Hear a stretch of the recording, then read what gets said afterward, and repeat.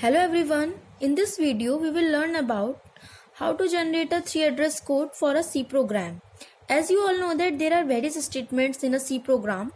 So firstly we will see how to write 3-address code for each statement. Then we will continue to a C program and generate a 3-address code for them.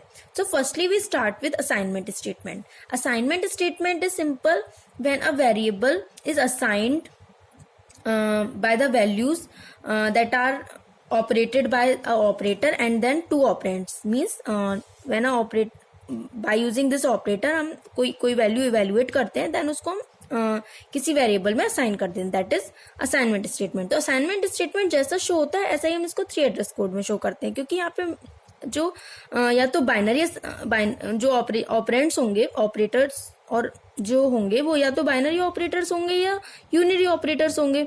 तो binary और unary operators होंगे तो maximum binary operators में 2 operands लगते हैं और हम उसको किसी एक वेरिएबल में असाइन करते हैं. तो यहाँ पे कितने हो गए 3 वेरिएबल. तो हमें 3-address कोड में मैक्सिमम एटमोस्ट 3 वेरिएबल्स ही चाहिए होते हैं और यहाँ पे 2 है तो ये भी एक्सेप्टेबल है.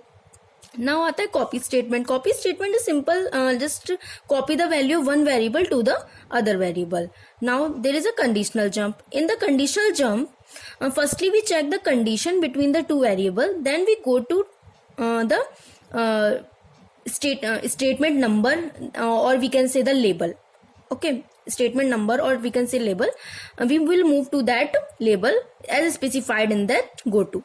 So there is a relational operator, means greater than, equals to, equal to. So if the condition is true then we will go to that statement number, and not true then it will also specified in that program then where to move. Okay, so अगर true होता है तो तभी move करना है, condition पे depend करता है. यहाँ पे हम जंप जो कर रहे हैं वो कंडीशन पे डिपेंड कर रहा है. फिर आता है अनकंडीशनल जंप. अनकंडीशनल जंप में हमें कोई भी कंडीशन चेक करने की जरूरत नहीं होती है. सिंपल हमें यहाँ पे क्या करना है, मूव करना है किसी भी स्टेटमेंट पे, या फिर उसको हम लेबल बोलते हैं. Now procedure call. When we call a function means from a calling function, when we call a calling function से हम किसी भी कॉल फंक्शन को जब कॉल करते हैं तो उस टाइम पे हम उसको किस तरीके से रिप्रेजेंट करेंगे 3-address कोड में.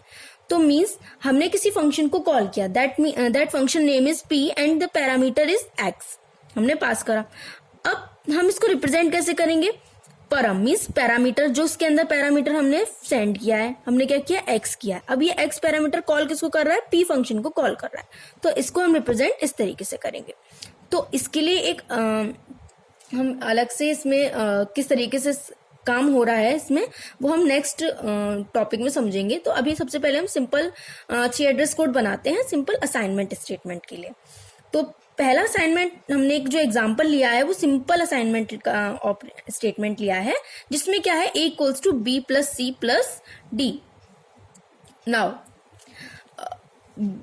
As we know that the plus operator has, अगर यहाँ पे मल्टीप्लाई होता तो सिंपल हम पहले मल्टीप्लाई को सॉल्व कर देते देन प्लस को सॉल्व कर देते, बट यहाँ दोनों प्लस है. अब यहाँ पे हम क्या चेक करेंगे, एसोसिएटिविटी. जो प्लस पहले आ रहा होगा वो पहले सॉल्व होगा देन बाद में. अब यहाँ पे प्लस में तो खैर कोई से भी को सॉल्व कर सकते हैं, बट यहाँ पे हमें रूल को फॉलो करना है. तो प्लस की एसोसिएटिविटी होती है लेफ्ट टू राइट. तो पहले हम इस वाले को सॉल्व करेंगे देन हम इस पूरे को सॉल्व करेंगे देन जो वैल्यू आएगी हम उसको असाइन कर देंगे. तो सिंपल यहाँ पे जो 3-address कोड बनेगा, पहले b प्लस c सॉल्व हुआ, उसको हमने एक वेरिएबल में असाइन कर दिया. देन हमने क्या किया, जिस वेरिएबल में असाइन किया था उसको ऐड कर दिया d से, फिर उसको हमने एक वेरिएबल में असाइन कर दिया, फिर जो वैल्यू आई उसको हमने a में से. तो सिंपल असाइनमेंट है ये. इसमें हमने कोई चेकिंग नहीं करी कि कौन सा ऑपरेटर की प्रेसिडेंस ज्यादा है, क्योंकि इसमें एक ही ऑपरेटर दिया हुआ है. अब नेक्स्ट एक एग्जांपल लेते हैं.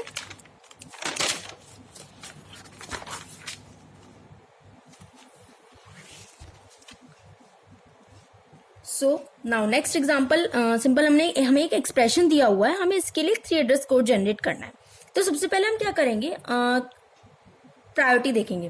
प्रायोरिटी देखेंगे सबसे पहले ब्रैकेट्स की होती है, तो पहले ब्रैकेट खोलेंगे. ब्रैकेट पहले हमने किसका, ये वाला ओपन होगा.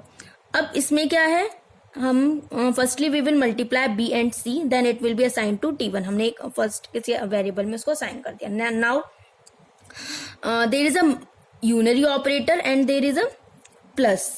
ये तो हम क्या करेंगे, तो फर्स्टली अब जब भी हम जो यूनरी ऑपरेटर होता है उसकी जो प्रेसिडेंस होती है वो हाई होती है। तो फर्स्टली हम क्या करेंगे, इस यूनरी ऑपरेटर को अप्लाई कर देंगे T1 पे, देन इसको स्टोर कर देंगे T2 में।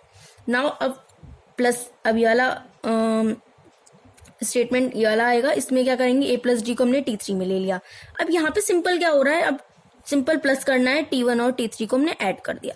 तो यहाँ पे हमें मेनली हमें पता होना चाहिए कि किस ऑपरेटर की प्रेसिडेंस किससे ज्यादा है और किसको पहले सॉल्व करना है। अब यहाँ पे एक स्टेटमेंट दे रखा है, अब इसके लिए मैं सिंपल हमें सी प्रोग्राम का कोई स्टेटमेंट दे रखे हैं, उसको हमें 3 एड्रेस कोड बनाना है।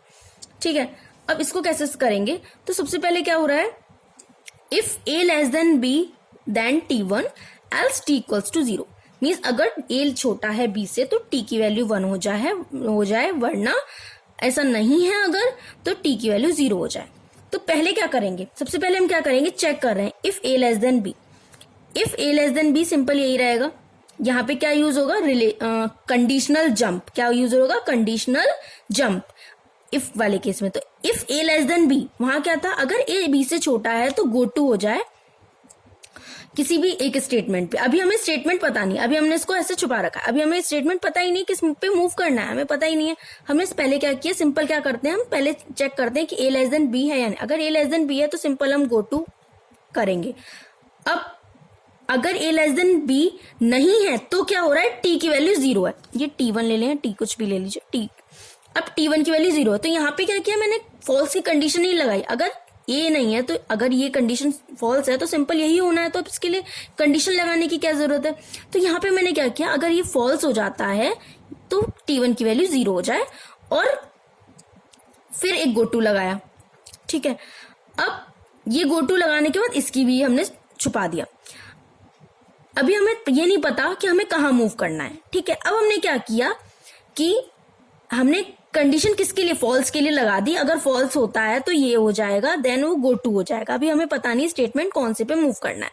फिर हमने क्या किया, अगर ये ट्रू हो जाता है तो भी तो यहाँ t की वैल्यू 1 होनी है, T1 की वैल्यू 1 होनी है।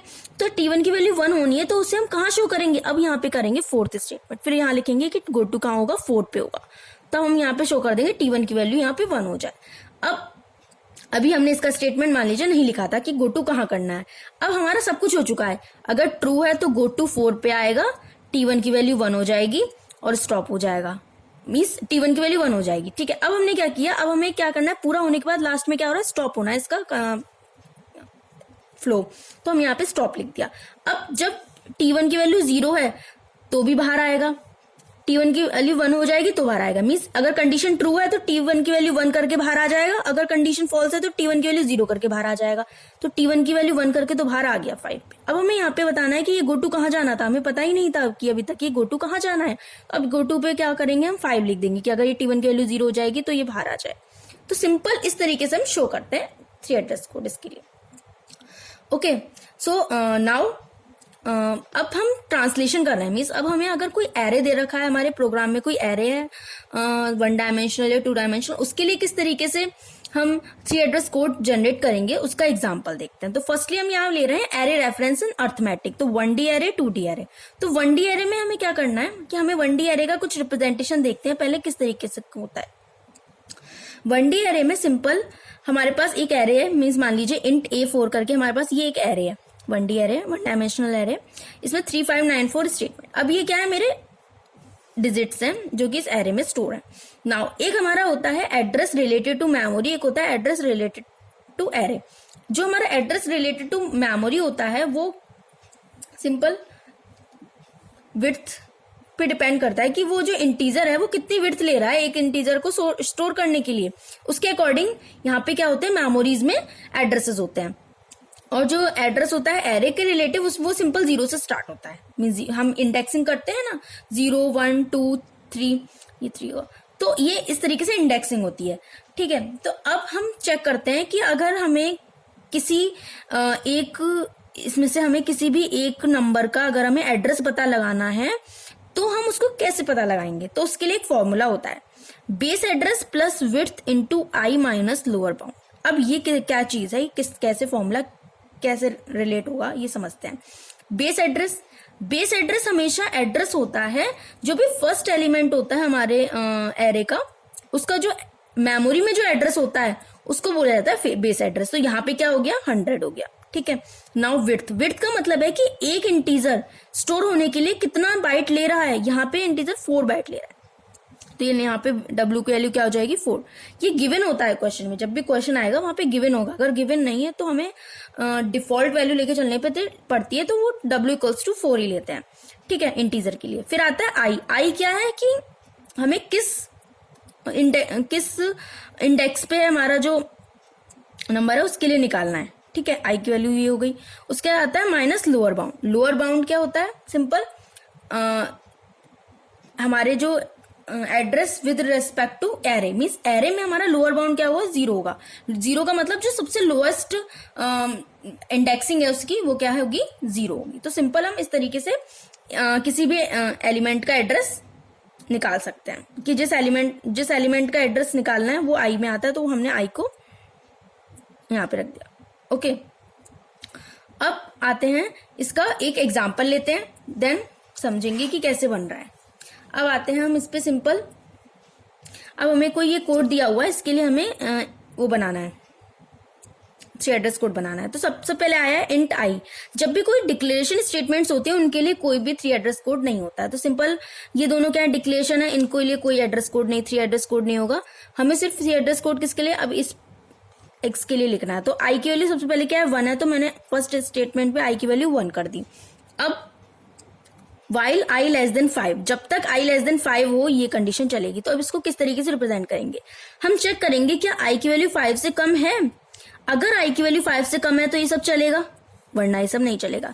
आई की वैल्यू 5 से कम है तो मैंने एक GoTo लिख दिया, और आई की वैल्यू 5 से कम नहीं होगी तो एक GoTo लिख दिया, मीन्स एक ट्रू के लिए GoTo, एक। तो हमेशा इन दोनों के जो अंदर की जो स्टेटमेंट्स होती हैं वो शो नहीं करते हैं, वो हम जब पूरा हो जाता है तभी बताते हैं कि कैसे कहाँ पे क्या होना है। तो पहले क्या हुआ था कि मैंने GoTo लिख दिया, ट्रू पे एक GoTo होगा कि एक स्टेटमेंट में पहुंचेगा, कहीं भी जाना है। देन फिर एक फॉल्स पे एक GoTo होगा, फिर उस स्टेटमेंट पे जाएंगे। अगर कंडीशन ट्रू है तो हमने क्या किया, 4th स्टेटमेंट में हम ट्रू के लिए बता रहे हैं कैसे कैसे काम होना है, तो मैंने क्या किया, GoTo 4 कर दिया। अगर कंडीशन ट्रू है तो 4th स्टेटमेंट पे आ जाएगा। जब ये 4th पे आया तो अब हम यहाँ पे क्या करेंगे, जो हमने जो इस आई के लिए, यहाँ पे हम आई को स्टोर ऐसे ही स्टोर नहीं कर सकते, a of I equals to, हम सबसे पहले इस आई के लिए हम निकालेंगे कि a ऑफ आई की वैल्यू क्या होगी। ठीक है, तो आई यहाँ पे क्या है, a of I equals to, अब base plus W I minus LB, ये फॉर्मूला था। यहाँ पे क्या है, बेस एड्रेस जनरेट करता है जब प्रोग्राम रन होगा, उसमें तभी हमें पता चलेगा उसको क्या मेमोरी एड्रेस मिला है। तो ये तो बेस एड्रेस हमें पता नहीं होता, लेकिन हमें ये तो पता है वो कौन सा इंटीजर है। अब क्या है उसका टाइप, वो है इंटीजर, तो 4 लिख दिया। उसका विड्थ क्या है, 4 होगी। देन आई हमें पता नहीं है, आई हर बार लूप में चेंज होगा, तो आई को हमने आई रहने दिया। माइनस लोअर बाउंड गिवन नहीं होती है तो बाय डिफॉल्ट हम 0 लेते हैं। तो यहाँ पे हमें बेस एड्रेस को कंसीडर नहीं करते हैं, सिंपल क्या लिख देंगे, 4i। हमेशा बेस एड्रेस को यहाँ पे ध्यान रखना है, बेस एड्रेस को कंसीडर नहीं करते हैं। तो 4i आ गया, a ऑफ आई की वैल्यू क्या आ गई, 4i। मीन्स यहाँ पे हमने क्या निकाला कि इस आई की वैल्यू निकाली, so a of I equals to 4i, means address of i equals to 4i। तो इसका एड्रेस, जो भी हमारा एलिमेंट होंगे उनका जो एड्रेस होगा वो इस फॉर्म में होगा। तो सबसे पहले हम क्या करेंगे, जो हमारा i था इसकी वैल्यू निकाली, इस i की जगह क्या लिखेंगे, अब इस i की वैल्यू को हमने जो है स्टोर कर दिया t1 के टर्म्स में। तो जो हमारा एड्रेस ऑफ i आया था उसको वो क्या आया था, 4i। तो हम क्या करेंगे, t1 equals to 4i, means I की वैल्यू को t1 के फॉर्म में स्टोर कर दिया। अब हम क्या करेंगे, a ऑफ t1, अब simple a of i equals to 0, तो a of t1 equals to 0, means अब हमने इस इंडेक्स को, i की इंडेक्स को t1 की फॉर्म में स्टोर कर दिया है। ठीक है, जब हमने t1 की फॉर्म में स्टोर कर दिया तो ये अब टू वेरिएबल्स हो गए, तो ये सिंपल सी एड्रेस कोड में वैलिड है। तो इसका मतलब a of t1 equals to 0, जहां जहां पे ये इंडेक्सिंग होगी वहां पर क्या होगा, 0 हो जाएगा। फिर i की वैल्यू i+1, क्योंकि ये कंडीशन ट्रू हो जाएगी उसके बाद ये स्टेटमेंट चलेगा, तो ये i इक्वल्स टू i+1 हो गया। अब क्या हुआ, जब ये कंडीशन ट्रू हो गई तो ये काम हुआ, तीनों काम। फिर जब ये कंडीशन, अब ट्रू के लिए तो हमने कर दिया, अब बारी आती है कि फॉल्स के लिए क्या करना है। तो फॉल्स के लिए फिर हम क्या करेंगे कि ये बोल रहा है गो टू स्टेटमेंट 8, फॉल्स है। अगर ये कंडीशन फॉल्स है तो लूप से बाहर आ जाएंगे, स्टॉप हो जाना है। अब 8 पे ही क्यों आए, क्योंकि ये लूप यहां तक खत्म हो गया। अब बाई चांस ये कंडीशन, ये वाला काम पूरा होने के बाद ये क्या करेगा, लूप क्या करता है, दोबारा से वाइल कंडीशन चेक करता है। जब ये काम हो जाएगा तो दोबारा से वाइल कंडीशन को चेक करेगा, मींस इफ कंडीशन को चेक करेगा। तो सिंपल हम कहाँ पे जाएंगे, स्टेटमेंट नंबर 2 पे जाएंगे चेक करने के लिए कि अब नेक्स्ट जो आई है क्या वो 5 से कम है या नहीं। देन फिर यही प्रोसेस चलेगा। फिर क्या होगा, जब ये वाली कंडीशन जब फॉल्स हो जाएगी तब ये गो टू चलेगा। जब ये गो टू चलेगा ये बोलेगा अब जब फॉल्स हो गया अब स्टेटमेंट 8 पे आ जाएंगे, 8 को ये पे यहाँ पर ये स्टॉप कर देगा। सो ये था 1D एरे के। नेक्स्ट 2D एरे के लिए हम नेक्स्ट वीडियो में डिस्कस करेंगे। सो अगर आपको वीडियो अच्छी लगी हो तो लाइक करिए, सब्सक्राइब करिए एंड शेयर करिए। Thank you for watching my videos. Thank you.